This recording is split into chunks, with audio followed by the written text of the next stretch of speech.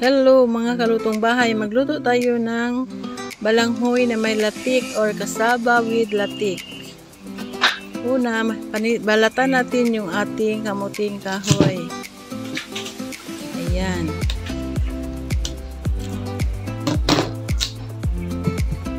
At madali lang yan balatan kasi malambot. Malambot kasi ano daw yung itong kamuting kahoy na to. Labo. Kung sa Bisaya pa, labo. Iwan ko sa Tagalog kung ano yung labo. Ayan, at habang nagbabala tayo, shout out sa aking mga ka-team. Team Stardom Pastilan at Team Golden Heart. Like Bitsa TV, Mami Dory Vlog, Lorlicious, Sing by Heart Official, si Indegang, Ate GM Bicol, Tani Navarra, Jojo the Farmer, si Laylingaw, sino pa ba? Risi Nicole TV.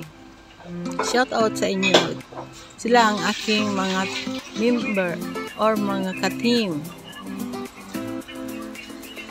Sana nagustuhan niyo itong ating niluto karon na balanghoy na with latik.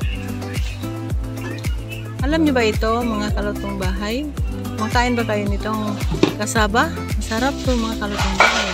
Baka hindi kayo kakain nito, subukan nyo kumain. Masarap na masarap to.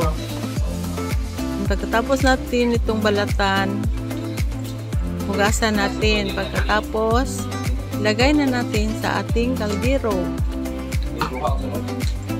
Ayan. Lapit na tayong matapos magbalat. Shout out Ernesto Gutlay, Boogie Boy Production, at marami pa, marami pa. Hindi ko lang na memorize yung iba. Sa aking mga subscribers, mga friends, ito, tingnan ninyo ang ating lulutuin ngayon na kasaba with latik. Ayan, at hugasan na yan. Lagay na natin sa ating kaldero.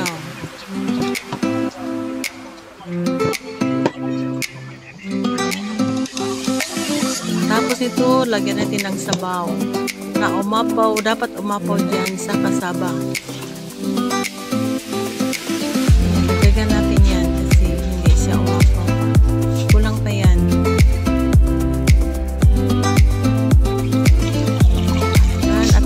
Natin ito ng mga 30 minutes. After 30 minutes ay atin itong iyabong muna yung ating pinakuluang tubig. Katapos ng 30 minutes.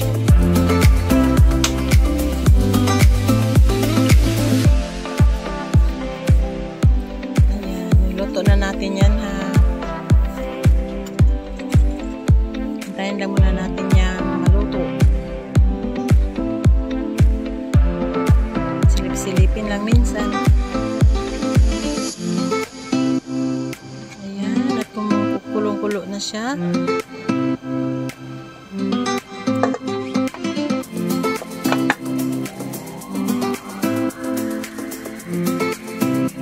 Ayan, at atin nang after 30 minutes, ano na natin yan, ang sabaw niya.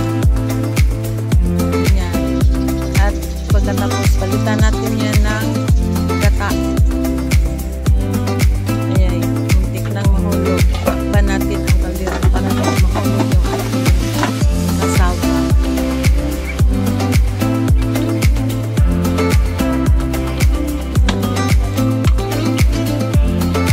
Ayan na mga kalutong bahay.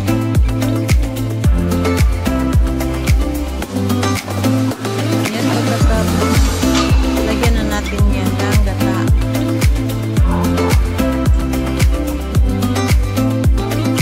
Ayan.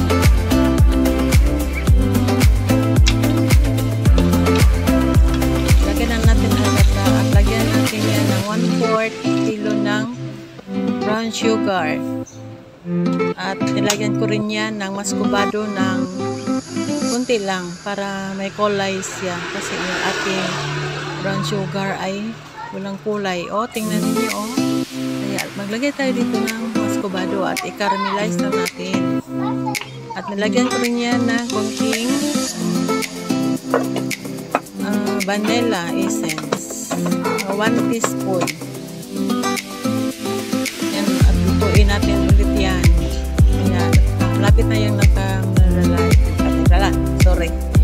maka-caramelize. Yan.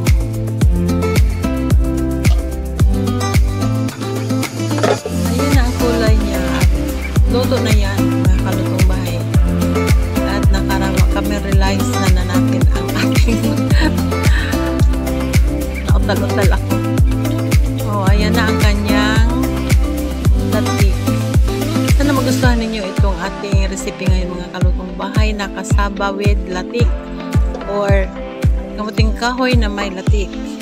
Sana nagustuhan ninyo ito at maraming salamat sa inyong manonood.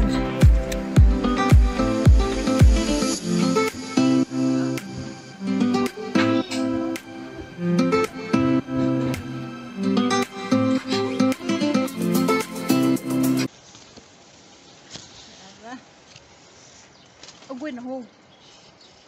Taas-taas na dahil ni. Wow.